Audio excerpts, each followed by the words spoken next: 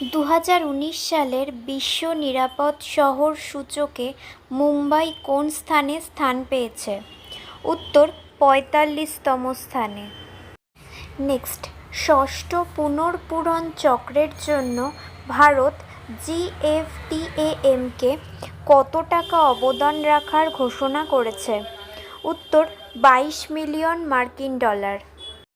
Next, test ক্রিকেটে দ্রুততম 50টি dismissal করা ভারতীয় উইকেট রক্ষকের নাম কি?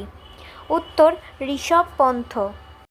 নেক্সট, প্রধানমন্ত্রীর ভ্লাদিভোস্টক সফরের সময় কয়টি চুক্তি বিনিময় হয়েছিল? উত্তর 15টি।